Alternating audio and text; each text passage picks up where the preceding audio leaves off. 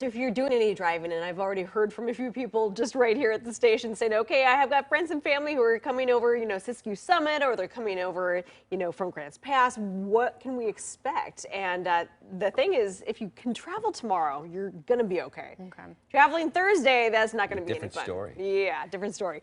41 right now, Kalama, and we have mostly cloudy skies. Your temperatures in the valley are in the upper 30s, Corvallis at 37, Eugene 35. We're already freezing. Hood River 31, the Dalles 33, Mount Hood 32. So we are focusing on lower elevations that will match our higher elevation temperatures.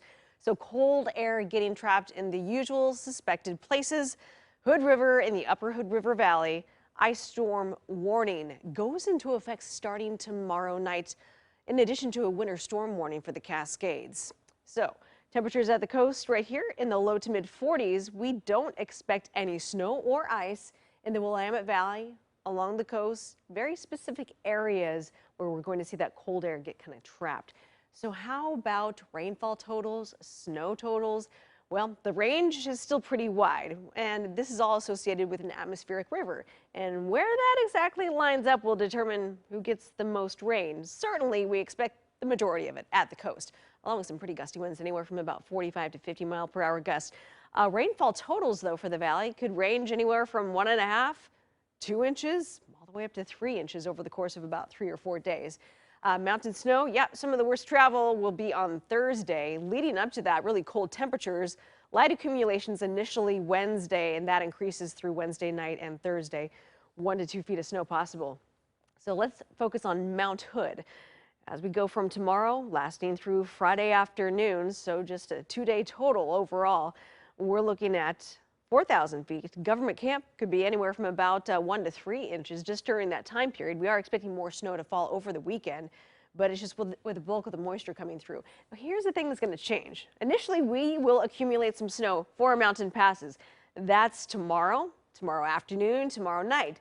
And then Thursday, our temperatures shoot up. So now we're talking about snow levels to 6,000 feet.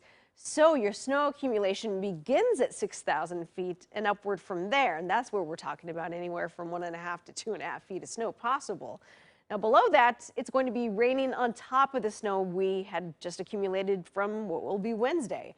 So it'll be a little bit messy for you on the roadways. Potential for flooding in some areas. We'll keep you posted on that if we get any flood watches or warnings. Right now, that has not been issued.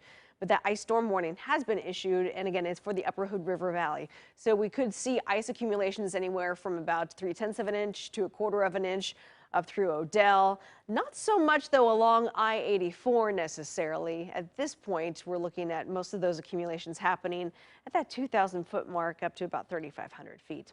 Water vapor imagery showing us we have plenty of moisture sitting out there, and all of that associated with an atmospheric river that will be tapped into as we get to Thursday and Friday. So let's take a look at potential rainfall totals. We've already seen these totals change quite a bit over the course of the last 24 hours. We're just keeping you updated here. So totals going from Wednesday lasting through Sunday night could range from as little as, again, 2 inches to as much as 4 or even 5 inches. I think this is at the high end of the potential. Along the coast, anywhere from about 4 to 6 inches possible. And east of the Cascades, anywhere from 1 to 1.5 inches of rain possible.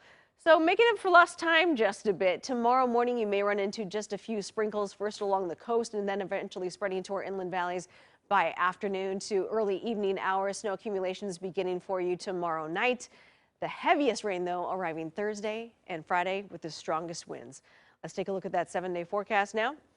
The one day where we see a nice, decent dry break will be Sunday, the high of 47, and possibly right back to it next Monday and Tuesday. All right. Thanks, Natasha. We'll be right back, everybody.